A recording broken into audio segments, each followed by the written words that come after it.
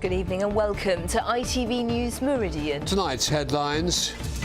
Digging to find Damien. Friends take on the search for the teenager missing for 18 years. We do feel that Damien's there, so we're not giving up. Pumping out, businesses are flooded after a torrential downpour.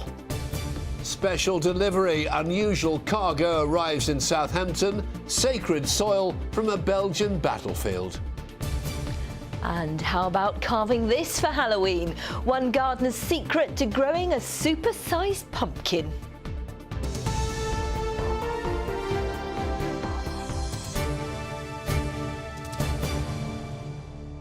Good evening.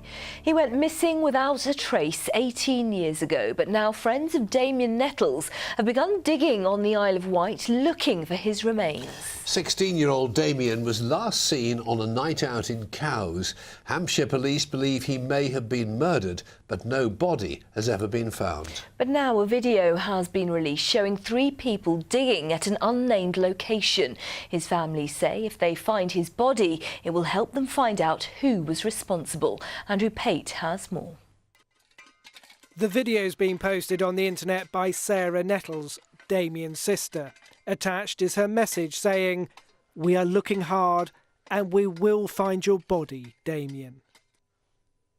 The 16-year-old was last seen on a night out in Cowes on November the 3rd, 1996. This CCTV from Yorkie's chip shop on the High Street, the last known sighting. Hello, this is Mrs. Nettles here. ITV Meridian first filmed Damien's mother, Valerie, 2 days after his disappearance. If he was able to contact me, he would have contacted me by now. The thing is, my fear is that he's injured, incapacitated in some way, that he's unable to contact me, because if he was able to, he would have done so by now. But despite the calls for help, Damien has never been found. 2 years ago, Hampshire police launched a new campaign offering £20,000 for information, leading to the discovery of his body. Arrests were made, but no one was charged. And with the 18th anniversary of his disappearance coming up next month, his family are still no closer to finding out where he is. Damien's mother tells us people have been digging on the island for the past 18 months. And on the internet, she's thanked those taking part, adding she's sure they are on the right track. Hampshire police have told us the case remains open, and they are always keen to hear from anyone with new information. Andrew Pate, ITV News. Damien Nettles' mother now lives in America, so I spoke to Valerie Nettles via Skype and I asked her why people have been digging on the island. It is members of the public on the Isle of Wight, out of the goodness of their heart, doing this to help us to try and find Damien and get some answers, because we do feel that Damien's there. Now, I know you're not releasing where the digging's taking place, but why do you think Damien may be there? Well, we've been hearing information over the years, and it's always the same information. It may come to us a little different each time, but we do feel that there may be some validity behind all of that, so we're not giving up. Do you feel enough has been done to find Damien? By the public, yes. What about the authorities, the police, for example? Well, I have not heard from the police since June. I passed them some information in April, and they acted on it in June, and I got a short reply, and since then I've not heard a word. How frustrating is that for you? It's disappointing. A lot of families like mine do have a family liaison officer that they can use as a stepping stone to the relevant officers, but we have nothing. It's been 18 years. Do you think you'll ever get the answers that you're looking for?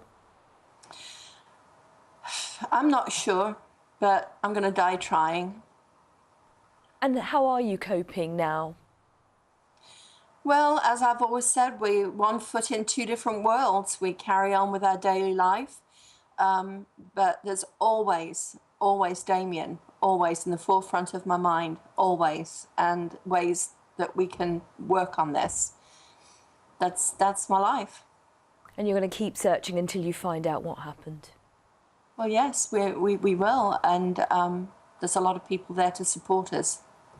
Damien Nettles, thank you so much for talking to us. Thank you.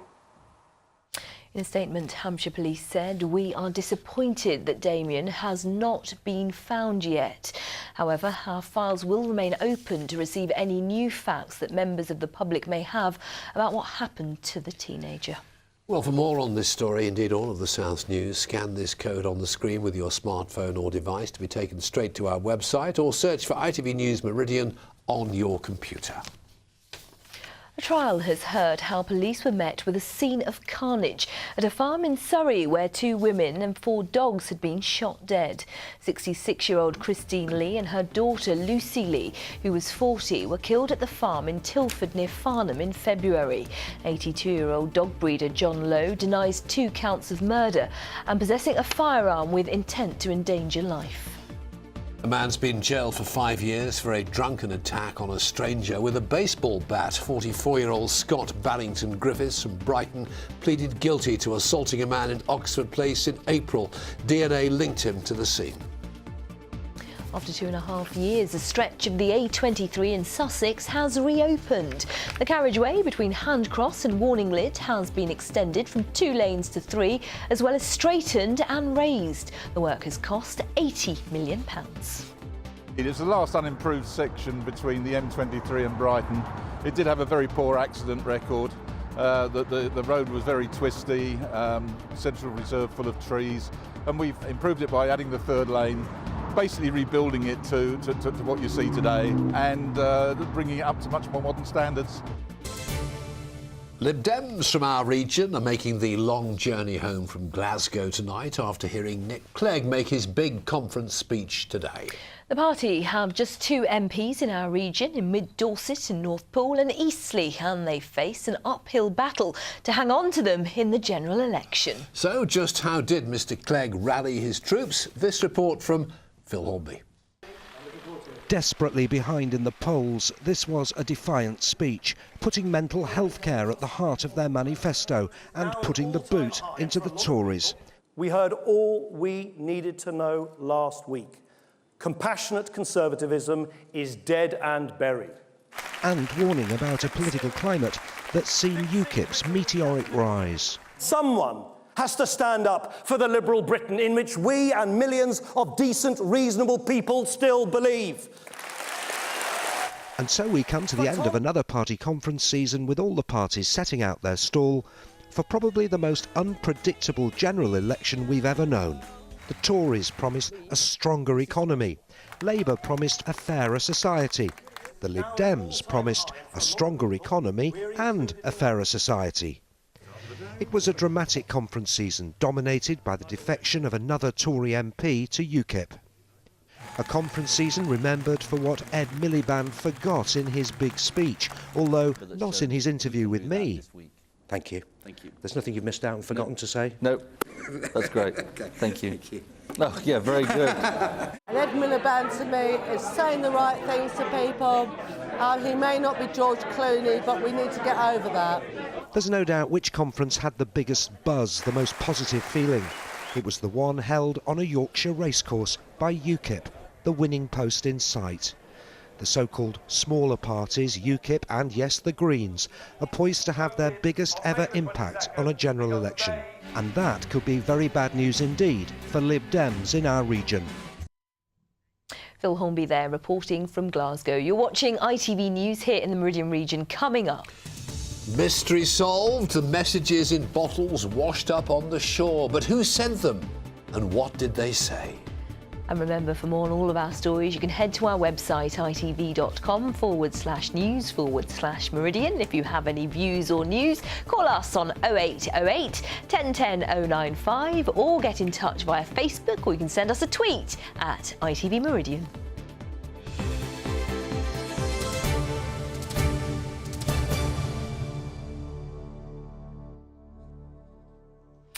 Heavy rain has caused flash flooding in parts of Sussex. Fire crews have been pumping out a house on the A23 London Road in Brighton. Roads around Hove Seafront were also affected, and traders are clearing up on Eldred Avenue where shops were flooded. Some had water more than a foot deep when torrential showers overwhelmed the drainage system.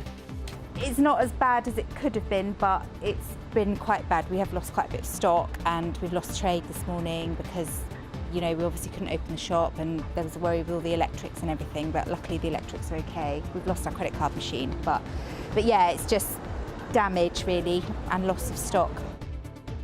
It is fast approaching 11 minutes past 6. Thank you so much for choosing us this evening. We appreciate it. The ITV News continues with the national and the international news at 6:30. Let's now get a quick preview to London.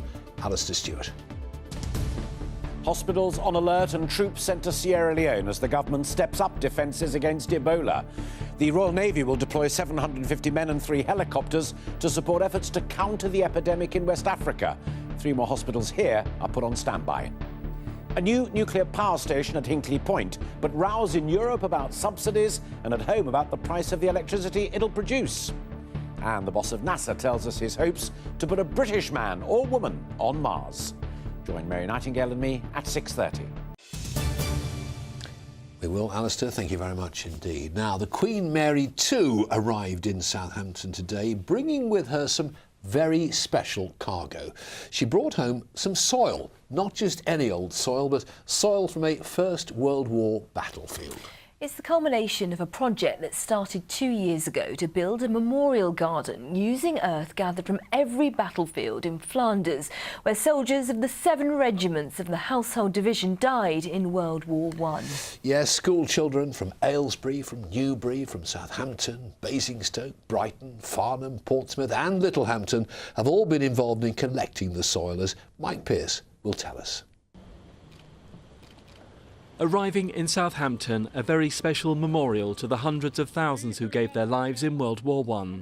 This is the last of 70 sacks of earth gathered from the main battlefield cemeteries and will form part of a national memorial garden in London. It arrived from Belgium on Queen Mary 2, followed by a journey through the city to the Civic Centre. The project has involved many schools, among them this teacher and daughter from Southampton, who lost 3 relatives in the conflict, with 2 more badly hurt. It's so symbolic of all the people who died on the battlefields and didn't manage to come home. This soil represents nearly 1 million men who didn't come home. And like you and so many other families lost people over there. We did. My grandfather's brother and his 2 cousins died in the battlefields. More than 1,000 children, including many from our region, were given special permission to come here to Belgium to excavate the soil. It's the first time it's ever been allowed. There were simply too many bodies to repatriate, and 100,000 were never identified. The soil is a symbolic move to bring them home, and is the only time it will be removed out of respect. The final sack was handed over at a ceremony at Ypres in Belgium at the heart of the conflict, before sailing to Southampton. There are a lot of commemoration projects, but this one is very special because it gathers soil coming from the cemeteries where we still today honor and remember all those men who fought here for our freedom. It's very important to us to reflect at this time, this centenary year, on the bravery of this selfless generation, and also the fact that Cunard lost 20 of its own ships in that terrible battle. This pond at the Guards Museum in central London has been transformed into the new memorial.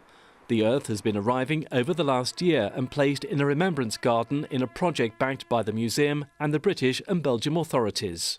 Not everyone can go over to Flanders, and it's almost a reversal of that famous poem, there is a corner of a foreign field that is forever England. Well, here's a piece of England that is forever Flanders now.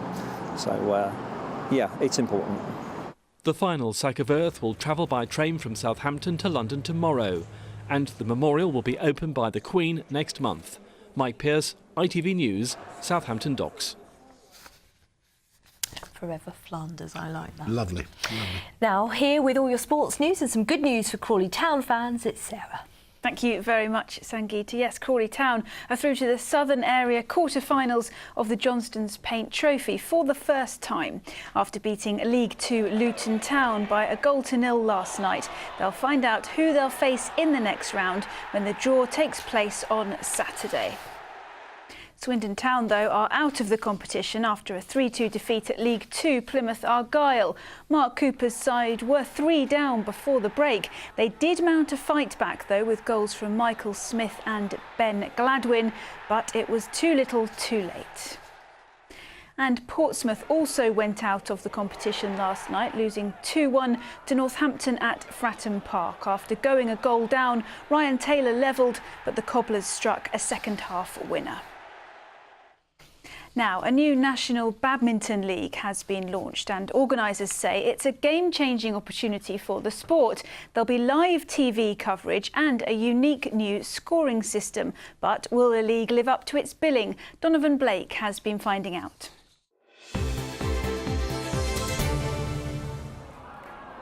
ITV Meridian Sport Report, sponsored by WeWantAnyCar.com, the Cash for Cars website. He became a star in British badminton after winning Olympic silver and Commonwealth gold in successive games.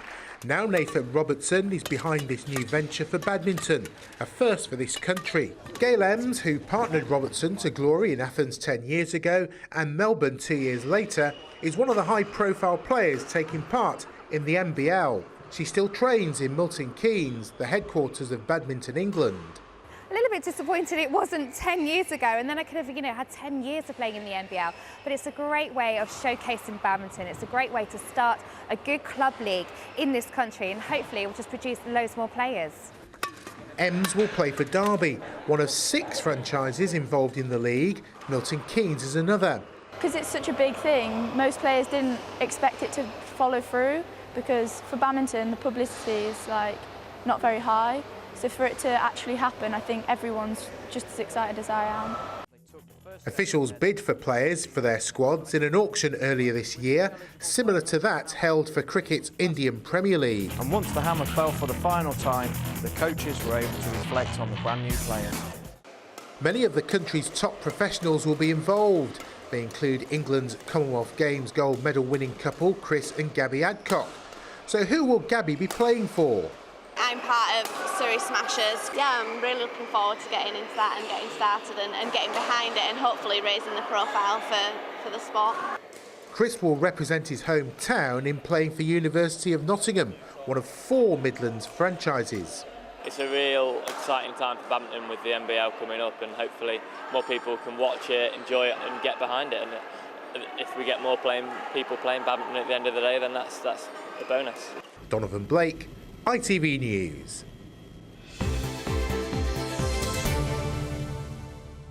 Finally, the Duchess of Cambridge is believed to have pulled out of a planned visit to the site of Sir Ben Ainsley's America's Cup headquarters in Portsmouth. She was due to travel down on Monday, but is still suffering from acute morning sickness. Sir Ben, meanwhile, yesterday announced his engagement to TV and radio presenter Georgie Thompson, posting this picture on his Twitter account to confirm the news. Congratulations to them both. Yeah. Sport and romance. How do you do it all for the money? Terrible life that must be. Thank you very much. Now, last month we reported on the beachcomber who found 3 messages in bottles within minutes of each other on the same stretch of Isle of Wight coastline, didn't we? Yes, because AD Butler came into the studio and we opened the bottles live. Inside was one message sent from Dorset, another in German and one containing a model of a cruise ship. Well, since then, AD's been able to discover more about those messages, as Richard Jones will tell us. OK. See what's After bringing the 3 bottles into the studio to be opened, AD Butler headed home to start researching the messages and the people who sent them, a job made much easier thanks to the internet. There's almost instant access to these people and their contacts. You can instantly follow up any websites they've got links to on there. So it's made so easy these days. The investigation work's minute, really, compared to what it would have been 20 years ago, I guess. First was a bottle with a model of a ship inside and a message from German artist Hans Pancher. He sailed on the Queen Mary 2 from Hamburg to New York in June, and as part of an arts project, dropped 10 bottles over the side, one on each day of the voyage. I hope that all of the bottles will be found someday, because I know it's quite optimistic, but you never know. And this particular bottle, 80 found, we threw it over the board in Southampton, or near Southampton, because that's the harbour of the Queen Mary. So that was the reason we threw the bottle with the Queen Mary over the board that particular day. He says messages in bottles retain their appeal, even in an age of instant communication. Even on the Queen Mary, when we have been on the middle of the Atlantic, people run around with their mobile phones and check their messages. And I think that it's kind of a romantic way to say, or to send a message. You never know how long it takes and where it ends up. The smallest of the bottles AD found came from Dorset, dropped into the sea by kayaker Dave Fennings. He regularly sends messages and has had replies from bottles washed up in many places, including West Wales and France. You tend to be looking at the sea and thinking, I'm aware of the currents and tides and so forth, and you see lots of things drifting about in the water, a few things I've recovered and so on that have floated out from a beach. I thought, well, it's very interesting to put a couple of messages in, favourably worded and environmentally friendly, as an exercise, and really it was just part of that.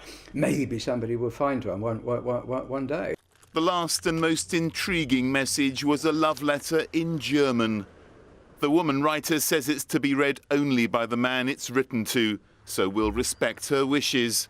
But Adi has a theory that she's in love, doesn't know whether to tell him, and has sent a message in a bottle as a way of letting fate decide. She had a dilemma, I think, of whether to tell him or whether not to tell him.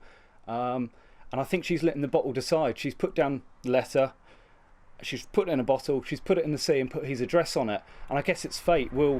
Will the message get to him? Should she tell him, or should she let it go and get on with her life? The bottle contained the address of the man it's for and asked the finder to send it on to him in Switzerland. And that's what Adi's done. He doesn't yet know if it's been received or whether it's had any effect on the lives of the man and the woman concerned. Adi's beachcombing continues. His latest find was a message in a bottle on a ship. He's written to the email address it contained, but hasn't heard anything. So if you recognise this ship, please get in touch. Richard Jones, ITV News. Just received a letter in a bottle. It says Sangeeta was wearing the same dress in that studio interview with Adi as she is tonight. What a coincidence! It's the story that just keeps on giving. Now, thanks to the wet winter, mild spring and warm summer we've just had, there have been some bumper harvests this autumn. But it's taken a bit more than some good luck weather to achieve one potentially record-breaking vegetable. And I'm not talking about Simon Parkin, who's live for us in the New Forest. Master, what have you found? Well, this is a pumpkin that you would see at this time of year as we hurtle towards Halloween. This is a very big pumpkin, and it was all the work of twins. You're not seeing double. Stuart and Ian, why on earth would you want to grow a pumpkin like this? Well, we want to try and get the world record. We've been trying for many years now, but they are incredible things to grow, as you can see. And the world record might not be achievable this year, but the British record will be this Saturday. Yeah, the British record, hopefully, this will beat the British record by £100, and that's at the Royal Victoria Country Park, and it's the Jubilee Sailing Trust's annual pumpkin festival. And so lots of other people are trying to beat you, and you've had the record before, haven't you? How big do you think this one is? Hopefully this is going to be somewhere around £1,700, and the record to beat is Mark Baggs, a good friend of ours. He grew one last year. £1,520. Easily beaten. Well, have a look, and we've put a tape measure around the circumference. Look, you can see it is measuring more than 17 feet, and it's still growing, isn't it? Yeah, and we worked out earlier on, I think it grows your weight every 5 days, so it's about £35 a day it grows. Yeah, because I'm about 12 and a bit stone, just in case you're going to add it all up. But it's grown just from one little seed, isn't it? Yeah, we start off with one of these at the beginning of the year, and if you come to the show on the Saturday, we normally hand out some really good pumpkin seeds to anyone who wants to have a go. and all the growers will give everyone good advice. So we could all be, hopefully, competing with you next year. How do you even get it there? Big forklift, a little bit tense when we lift it up because we never know what's going to be underneath, and we lost 3 in the last couple of weeks. Well, this one looks like a winner to me, so good luck on Saturday with it. Let's see if it's going to be good pumpkin growing weather. Here's the forecast.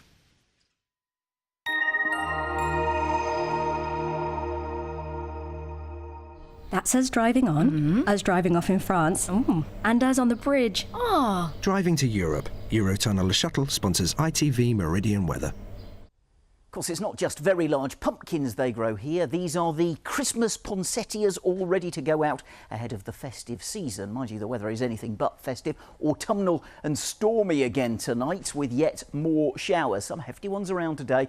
They will continue through the night, particularly towards the south coast. Further north, that's where we've got clear spells. Temperatures, though, staying up into double figures because the winds stay strong. In fact, we have a Met Office wind warning in place for the Dorset coast and the Hampshire coast to the west of the Isle of Wight. That's where we could see gusts of around 50 to 60 miles an hour, which added to the overnight high tide times could cause some coastal floodings. But tomorrow morning should be a largely dry start. Some good bright spells to get us going, but pretty quickly from the southwest we're going to see the next lot of showers start to push in, and again through the day some of them will be heavy with some hail and thunder. But dry and bright around those showers. That's where we'll see temperatures up to around 16, 17 degrees, but it will stay windy. High tide times, well, you can see on the Isle of Wight, just the one, and that's just after midday tomorrow afternoon. Eurotunnel Shuttle sponsors ITV Meridian weather.